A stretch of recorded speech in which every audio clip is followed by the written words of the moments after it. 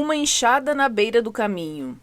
Este espaço é destinado a todos aqueles que não estão contentes com os conceitos do senso comum sobre as coisas do mundo.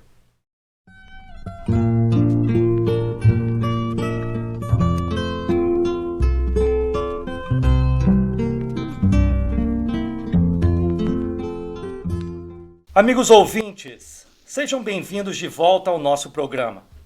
Hoje continuaremos nossa conversa com Caliban Calitz sobre a temática da vida antes da vida.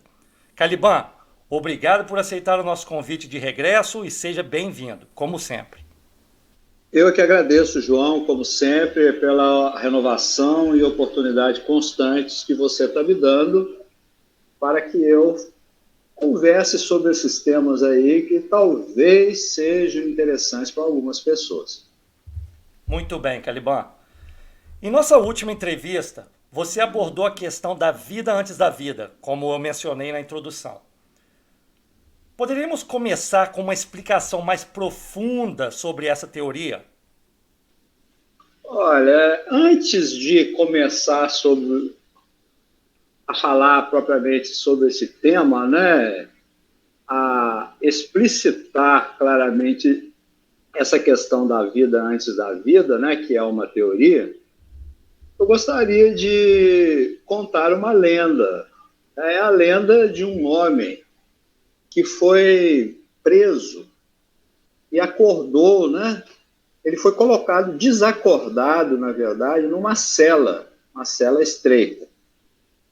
E ele não se lembrava, né, de como havia entrado naquela cela. E ele, observando o ambiente, ele viu que a cela tinha uma porta. E essa porta estava trancada. Ele procurou bastante, procurou por toda a cela, mas ele viu que ele não tinha a chave daquela porta. Pensou, concluiu que ele não poderia ter entrado por aquela porta sozinho, uma vez que ele não encontrou a chave. Então, a conclusão a que ele chegou é que ele só poderia sair daquela cela se essa porta fosse aberta do lado de fora. Essa cela também tinha uma janela de vidro. Um vidro bastante assim espesso, né? E esse vidro era protegido por uma grade de ferro. De tal maneira era constituído essa grade protetora do vidro que ele não conseguia quebrar esse vidro, mesmo que ele tentasse, que a grade impedia que ele tivesse acesso ao vidro. Mas ele podia continuar a olhar por esse vidro, né? Mas o vidro ele estava muito sujo, né? Uma sujeira muito que impedia, né, que ele pudesse olhar do lado de fora, né? Essa janela também estava fechada por fora. Ele procurou lá taramela, né, para abrir essa janela, mas não conseguia. Era sempre do lado de fora lá que tinham as trancas, né? Então, o que ele conseguia ver olhando por esse vidro, né? Durante o dia, ele via luzes. Durante a noite, ele via sombras. E, observando mais ali, ele olhou que no cantinho, no chão, existia uma pequena porta, mas muito pequena mesmo, num canto da cela. Mas só dava para passar um inseto por ela, de tão pequena que era essa porta, era uma portinhola, né? Não dava para passar realmente por aquela portinha. Aí ele teve uma ideia, né? Pensou assim, bom, são duas portas que tem aqui, uma porta grande e uma porta pequena. As duas levam para fora da cela, obviamente, né? A porta, né, grande e essa portinhola aí, né? Minúscula, né? Aí ele pensou, né? Como é que eu vou sair aqui da cela? Ele então imaginou, não tem uma chave, ele tentou arrombar a porta. e se moveu na direção da porta, né? E cada vez que ele tentava, ele se machucava muito e ficava cada vez mais fraco, de tal maneira que ele terminava, né, em cada tentativa, se machucando e terminava por desistir. Ele pensou assim, mas se em vez dessa porta grande, eu tentasse sair pela portinhola, pela portinha, né? Ele pensou e sorriu desse pensamento, né? Como é que ele ia diminuir de tamanho? Né? Como é que ele ia fazer isso? Por mais que ele tentasse, né, fazer isso, jamais conseguiria, né? É uma tentativa inútil, né? Então ele sorriu dessa ideia, né? Ele achou uma ideia sem sentido e se concentrou mais na porta lá, né? Na porta e na janela, né? Nessas tentativas, todos os dias ele tentava, se machucava, tentava sair, não acontecia nada. Ele, então, um dia dormiu de cansaço daquelas tentativas e teve um sonho. Na verdade, não foi um sonho, não, foi um pesadelo que ele teve, né? Lá nesse pesadelo, ele sonhou que ele tinha sido preso naquela cela porque ele devia uma grande quantia de dinheiro a um poderoso senhor daquele país lá. Ele não tinha pago a dívida, isso foi um pesadelo dele, né? Ele não tinha pago a dívida, então colocaram ele na prisão. O pesadelo era terrível, porque ele pegou uma pena de 100 anos de prisão. Ele ia ficar preso 100 anos. Depois que escoasse os 100 anos, ele então seria solto, finalmente, né? Ele então ficou, né? Acordou, né, daquele pensamento, muito aflito, né? Tentou novamente arrombar aquela porta, né? Esmurrou muitas vezes, feriu os punhos e ficou muito desanimado, mas ocorreu uma ideia na mente dele, né? E se aquele pesadelo fosse verdade? E se aquilo não fosse um simples sonho, né? Mas fosse alguma coisa que fosse reveladora para ele, né? Porque ele estava naquela cela, ele não se lembrava como é que ele tinha entrado, ele não sabia nem o nome dele, ele não sabia quem ele era, ele tinha esquecido, ele estava desmemoriado, né?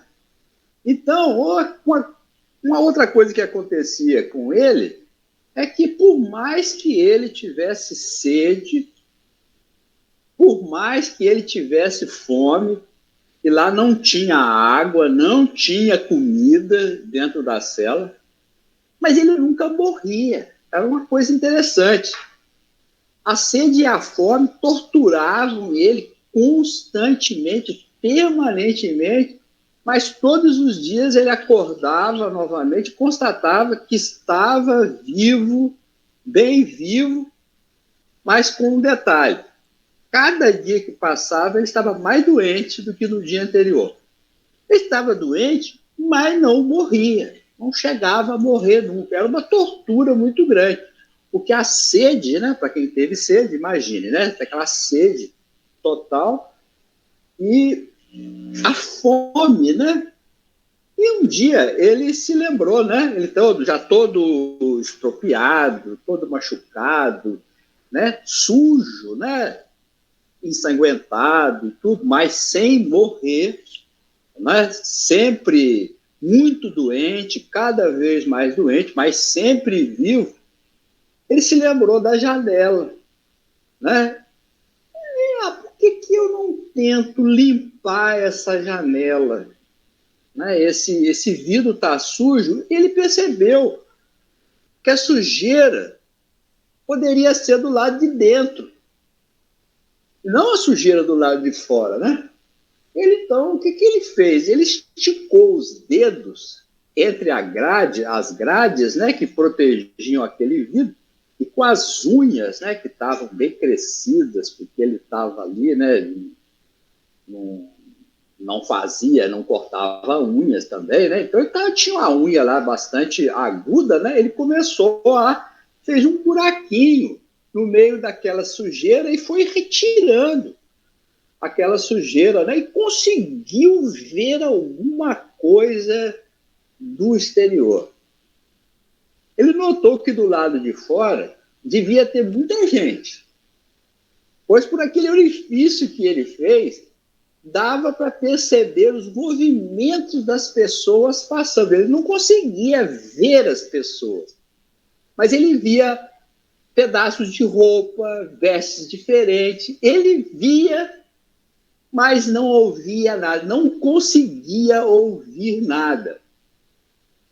E ele, então, chegou à conclusão, lá do lado de fora deve ter muita gente que pode me ajudar, né? E não estão querendo me ajudar por algum motivo, né? Ele, então, foi até a porta, né? Encostou o ouvido à porta para ver se ele conseguia ouvir alguma coisa do lado de fora dessa porta, né? E tanto ele tentar, de tanto fazer silêncio, né? A sua audição começou a registrar sons longínquos, né? Ele aguçou os ouvidos, foi se acostumando cada vez mais. Ele percebia, tem gente do lado de fora, né? Deixa eu encostar, mas ele percebeu que determinadas horas do dia isso acontecia mais. E em outros momentos era um silêncio total. Ele ficava com os ouvidos encostados lá, mas ele não conseguia distinguir nada. Mas percebeu que em determinadas horas, né, do dia, isso era possível, ou seria da noite, né? Não dava para ele saber, né? Então ele foi lá, em determinada ocasião, ele encostado com o ouvido lá, que ele passou a ser uma tarefa dele dentro da cela, né? Ele ia, tal hora que ele escutava mais barulho, ele ia lá e encostava os ouvidos à porta, né? E escutou um dia o que pareceu ser uma voz humana, muito longínqua, parecia vir de muito longe, né?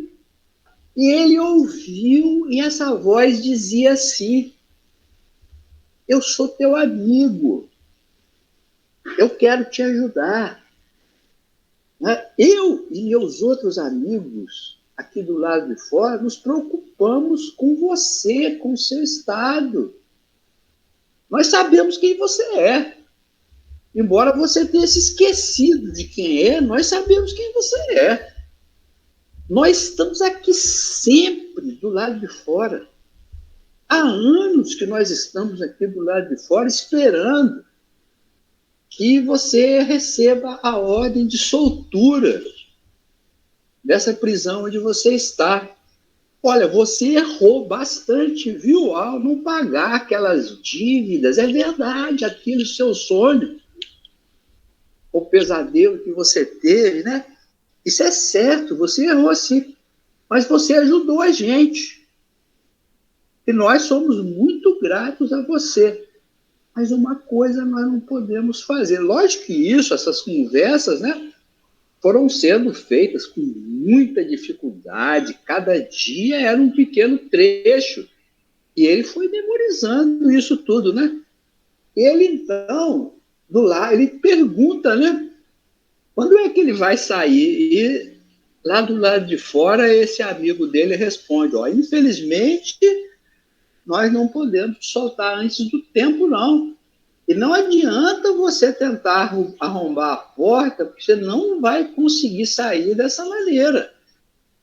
Mas se você quiser, todos os dias nós vamos vir num determinado horário aqui e vamos ficar bem próximo dessa porta e vamos conversar com você. Mas você tem que fazer bastante silêncio, né? Você tem que parar com essa ideia de tentar arrombar a porta e nós vamos vir aqui até que o tempo passe e que o carcereiro venha libertar você. Se você quiser ir até a janela, de vez em quando nós vamos aparecer por lá. Outra coisa, meu amigo, se você falar bem baixinho, você não precisa gritar, não. Nós conseguimos te escutar daqui do lado de fora. É você que não conseguia escutar a gente, mas a gente sempre consegue escutar você. Tenha paciência, meu amigo. Um dia você vai entender tudo que aconteceu e que está te atormentando hoje, né? Aí, nessas conversas prosseguiram, né? O tempo foi passando. Um dia, esse homem perguntou para os que estavam lá do lado de fora, né? Como é que ele tinha entrado ali, uma vez que ele não se lembrava de nada, ele não se lembrava de ter atravessado aquela porta, ele não se lembrava de nada disso. Ele não se lembrava nem quem ele era, né? Ele não conseguia se lembrar do momento da prisão dele, né? Não conseguiu mesmo. A voz respondeu lá de fora: meu amigo, você já saiu muitas vezes por essa porta. Só que você não se lembra disso. E ele ficou, né? Como você sair? Muitas vezes eu não lembro nem como é que eu entrei, como é que eu saí, né? Agora, você tem razão numa coisa, meu amigo, tá? Você nunca entrou por ela, não. Mas como assim? Né? Ele pensa, né? Ele ficou intrigado, né? Ué, então como que eu vim parar aqui se eu não passei por essa porta? Né? Como foi que eu entrei aqui? A voz respondeu: olha, você não se lembra, mas aqui do lado de fora vivemos nós. Nós somos os gigantes. Você também é um de nós. Você também é um gigante, como nós. E ele, como assim, gigante, né? São maiores do que eu? Sim, nós somos maiores, sim. O seu castigo, meu amigo, foi ser diminuído. Foi um castigo que o senhor lá do país aí fez com você. Diminuiu até você ficar do tamanho de um inseto. Você entendeu? Na cela você cresceu, mas ainda você não é um gigante como nós ainda. Os gigantes não cabem nessa cela onde você está. Aí ele ficou estupefato, né? Ele pensou assim, mas como? Né? Total incredulidade. Como foi que entrei aqui?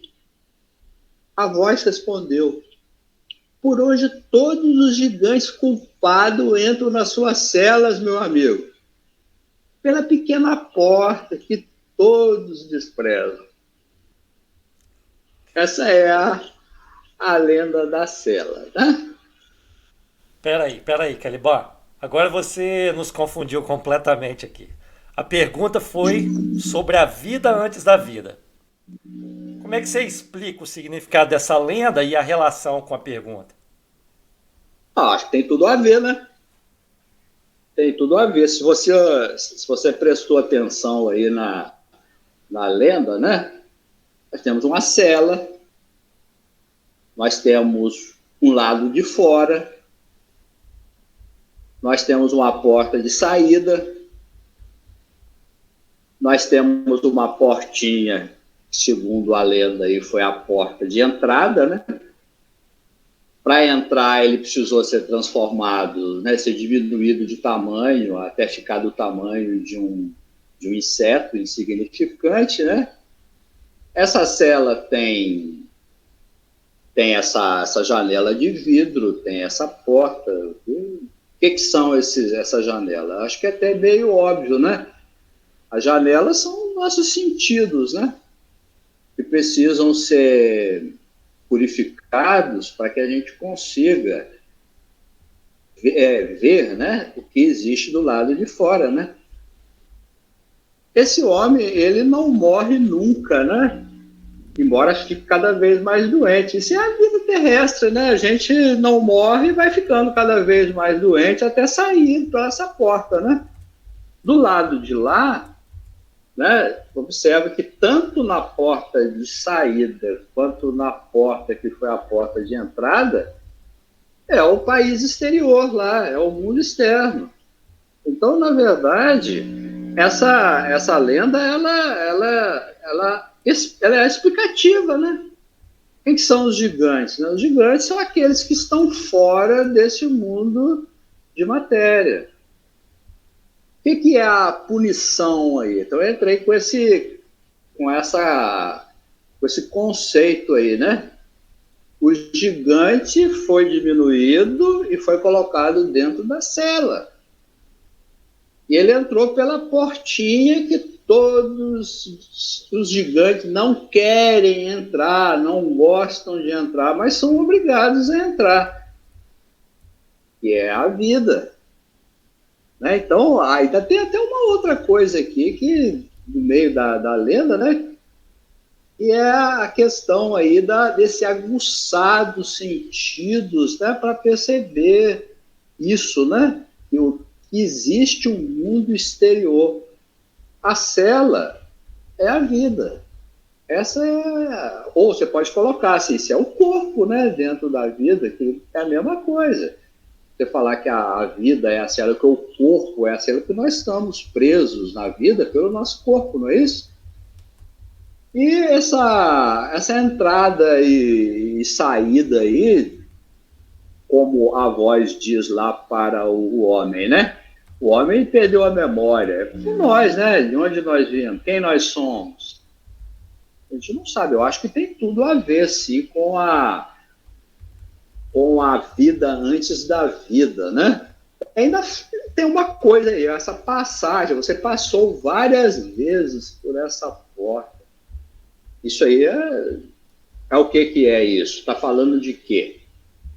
De uma repetição da experiência da vida? A vida pode se repetir? É um outro conceito. Aparentemente, dentro dessa lenda aí, é a possibilidade, né? Dessa repetição, dessa prisão aí, né? Esse homem, ele ficou preso aí por 100 anos. 100 anos é o que a gente conceitua aí como sendo, né, a atualidade. Viveu 100 anos, né? Se considera aí uma pessoa que chega até essa idade, né? Um verdadeiro herói aí, né? Que consegue chegar até os 100 anos doente, né?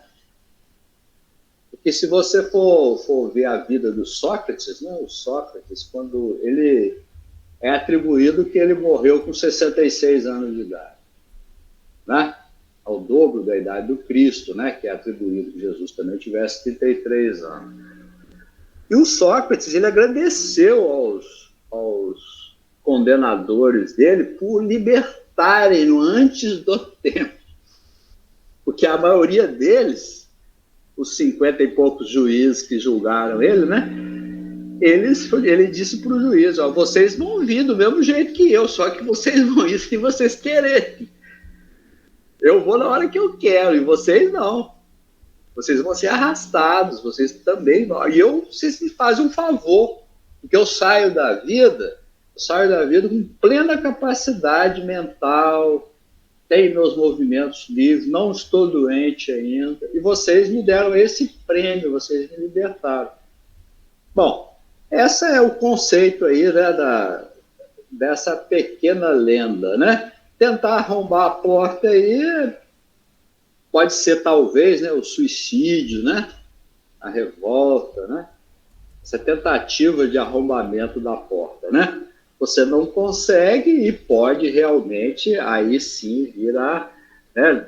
Aí na lenda, né, o indivíduo poderia realmente vir a morrer, mas não, como ele nunca morria, né? É interessante esse outro conceito, ele não morre nunca, né?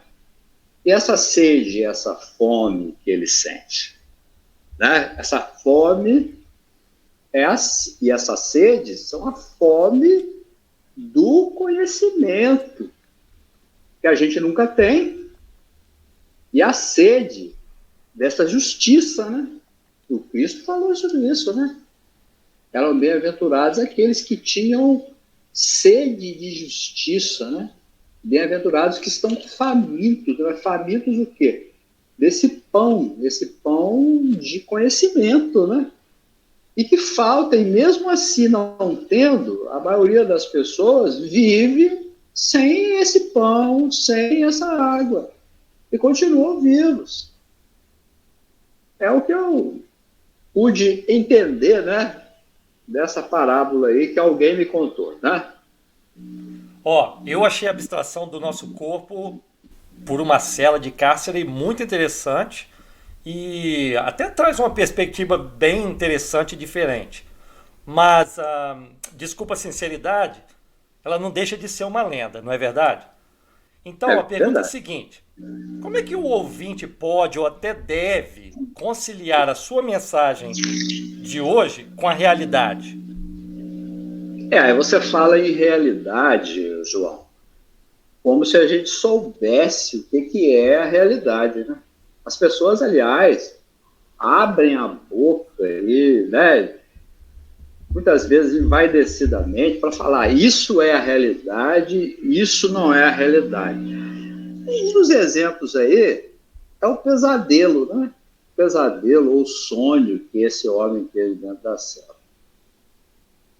Freud, ele chegou a escrever um livro sobre os sonhos. Ninguém vai acusar Sigmund Freud de ser uma pessoa que vivia com o pé nas nuvens. Ele era bastante racionalista, né? Entretanto, ele trabalhou durante muitos anos na tentativa de decifração do significado dos sonhos para a mente humana. Na estrutura da psicanálise clássica, não, ele dividiu a nossa mente em três partes, né? Aquela primeira parte superior, né? Primeiro, a parte que a gente conhece mais, que é o ego, né? Onde sediam as nossas memórias, as nossas lembranças. É o lugar onde a gente diz, esse sou eu. Esse é o ego, né? Ele tem duas influências sobre ele. Em primeiro lugar, ele tem o id, né? O Freud conceituou o id como o conjunto das vontades, dos desejos, dos impulsos, o conjunto daquilo que a pessoa de verdade ela quer. Se ela for deixada solta, fora de qualquer tipo de freio, de terceiros, é aquilo que ela deseja, aquilo que está no instinto dela. Muitos gostariam de praticar ilicitudes, pequenos pecadilhos, até crimes, né? Gostariam de praticar, se não fosse um outro componente da mente humana, isso da conceituação clássica freudiana, né? Que é o superego. O superego atuaria como uma espécie de censura. Então, ele atua como mediador entre o ego e essas forças do id, né?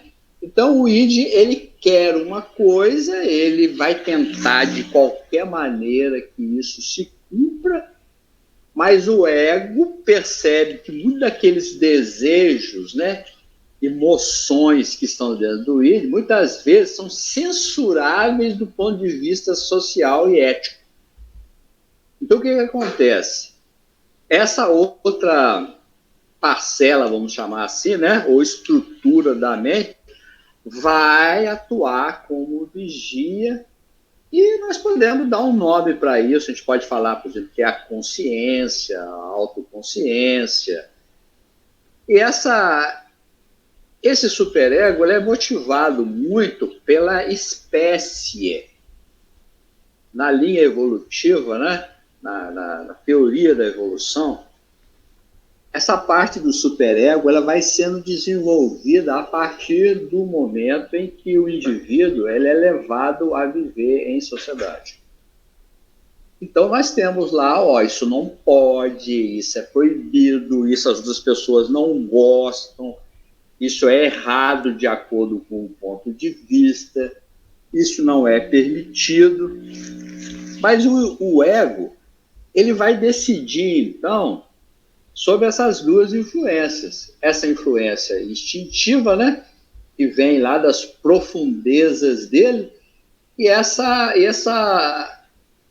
censura que vai também lhe refrear os seus impulsos. E é assim que nessa mediação nós apresentamos para a sociedade uma personalidade para as pessoas, para as outras pessoas, né? Para as outras personas, né? É a máscara, que persona em latim, né? Vem do grego essa palavra, acho, quer dizer máscara. Hoje a gente está no tempo das máscaras, aí é uma coisa muito interessante, né? Então a personalidade, ela é uma forma de apresentação que essa individualidade tripartite, né? Em três partes, tem. Então a gente apresenta, por exemplo, o que é o João, o que é o Caliban, né? O Caliban, ele gosta de que as pessoas pensem que ele é assim ou assado. E o João, né, com toda certeza, você também tem a sua forma de apresentação. Então, se o Freud, né, voltando lá, ele considerou importante a tentativa de decifrar os significados ocultos que estão nos sonhos. O que vem a ser o sonho? No sonho, nós vamos ver o confronto dessas duas vontades, né? Da vontade do superego e dessa vontade do id, e que se a pessoa ela se reprime, ela tem aquele desejo dela reprimido, o que vai acontecer? Isso vai ficar dentro dela e vai extravasar-se por meio de mensagens cifradas, que às vezes o próprio ego tem dificuldade de entender. Porque tem verdades que, isso nos casos patológicos, né, em que o que o Freud estudou, né, em que ele teve que fazer a regressão de memória, é um caso clássico de uma moça, né, que tinha um distúrbio horrível e tudo, e ele conseguiu fazer a hipnose e voltou até o ponto do trauma, né, quando ela teve um trauma infantil e tudo, que produziu aquela fobia ou aquela manifestação neurótica, né, ou psicótica, né, que existe diferenciação entre neurose e psicose, né, que é uma brincadeira que aqueles que estudam, né, psicanálise, qual é a diferença de neurose e psicose, né? Na psicose, simplificando, né, o sujeito acha que 2 mais 2 é 5, tá? Ele está fora da realidade, né? Ele acha que 2 de 2 é 5. Ele sabe que não é 5, 2 de 2 são 4, né? E a neurose? Como é que é a neurose? A neurose é quando o indivíduo, ele sabe que é 4, mas fica com muita raiva por causa disso, tá? Ele não gostaria que fosse 4, né? Então, é uma dificuldade com a realidade própria ou exterior. Então, é como se fosse uma panela de pressão. Mais tarde, né, essa questão do próprio id, né, a gente pode conceituá-lo de outra maneira, colocando por camadas isso, né? O ego estaria na camada do chamado consciente, né, que seria a tal ponta do iceberg.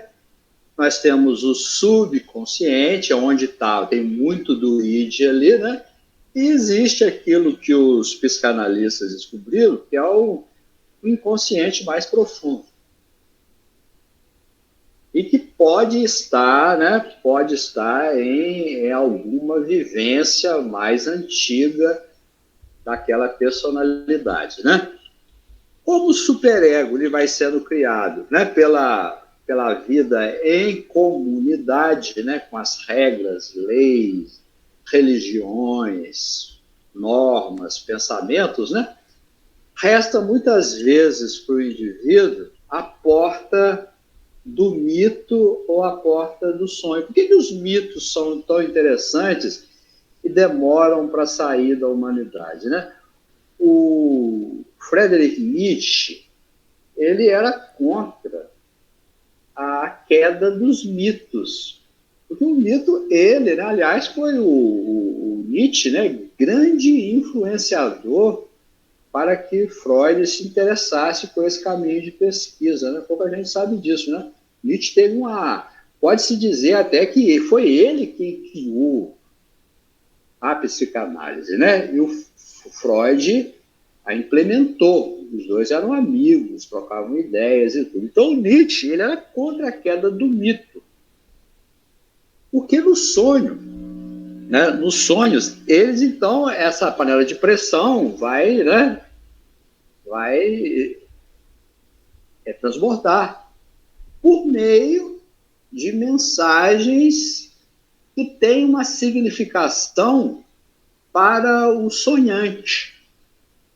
Aqueles sonhos passam a ter significação para o sonhante. No caso da lenda aí, né, da lenda da cela, o sujeito teve um pesadelo e ele pergunta, e se isso for verdade? Não é o que a gente sempre se pergunta nos sonhos? E se nossos sonhos forem verdade? E eu falo isso, parece, você está sonhando, você está, né, pisando nas nuvens e tudo, né? Mas o sonho, ele é muito interessante, né? Porque se a gente for procurar as causas nossas, o que nós somos, com certeza isso não vai estar fora da gente. As causas vão estar dentro de nós. Não sei se foi com essa intenção, né, que o Cristo fala que o reino de Deus está dentro de nós. Não sei. Tá? Está dizendo que está lá dentro de nós, né? Esse reino dos céus, o reino de Deus, né? Então, o sonho, ele não pode ser desprezado, porque você, quando está tendo a vivência de sonhos, você está na vida dos sonhos, você consegue fazer a compreensão de todas as coisas, muito embora quando você acorde, a junção entre aquelas coisas não parece fazer sentido. Mas enquanto você está sonhando, faz todo o sentido. Então, suponhamos que num sonho você sonha lá que você está conversando com a rainha da Inglaterra. É óbvio que isso não vai acontecer na sua vida real, né? Mas qual o significado disso para a sua mente? O que esse símbolo, a rainha da Inglaterra, quer dizer para o seu ego? O que é isso, né? No caso do homem que estava preso, ele tinha noção de um castigo. Ele achava que, né, ele estava sendo castigado por uma coisa que ele devia. Isso é um outro conceito, né? A vida, ela pode ser explicada pelo nosso pensamento. E qual o outro lugar que nós procuraríamos a explicação, se não dentro do nosso mundo interior, né? Onde nós vamos procurar? Porque se você parar para pensar sobre a semente, por exemplo, né? A semente, ela não, de forma, não é metafórica, não, de forma científica, como gostamos de falar na época atual, né? A semente, ela não guarda a memória da espécie dela? Se ela cai na terra lá, ela não reproduz a árvore de onde ela provém? Ela não guarda essa memória? Por que com o ser humano isso seria diferente? Por que dentro de nós não estaria também esses signos, esses sinais de onde nós viemos? Que é a pergunta, né? De onde nós viemos? Quem somos, né? De onde nós viemos? Está dentro de nós. Assim como na lenda aí, o indivíduo, ele vem da portinha, né? Que a gente pode falar o quê? Que é o quê? A gestação, vamos falar assim. Ele ficou diminuído, não ficou gigante? É uma teoria, tá? seria esse feto, né? Esse feto, a diminuição desse gigante.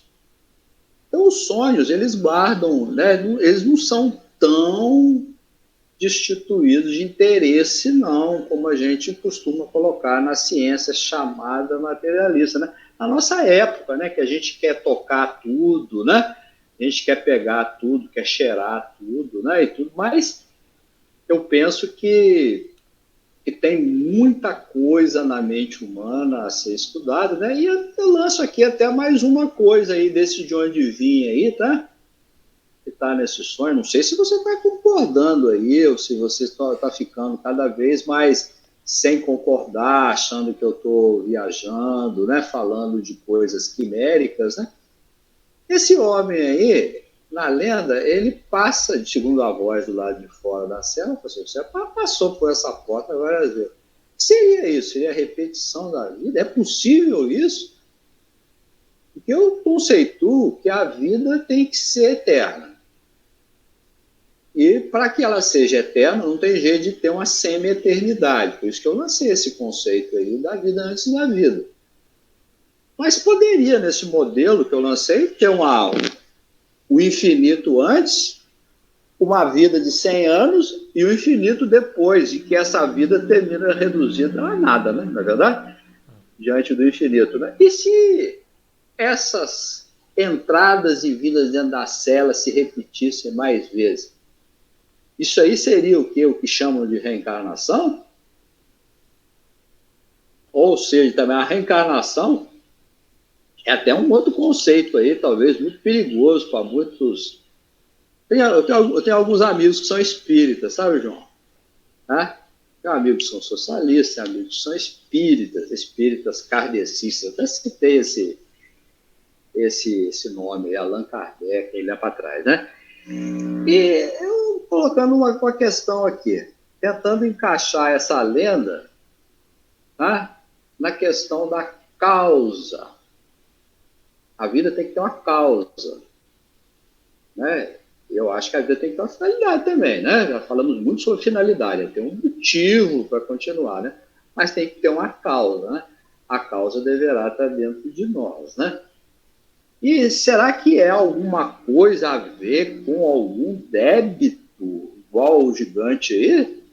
Tinha dívida, né?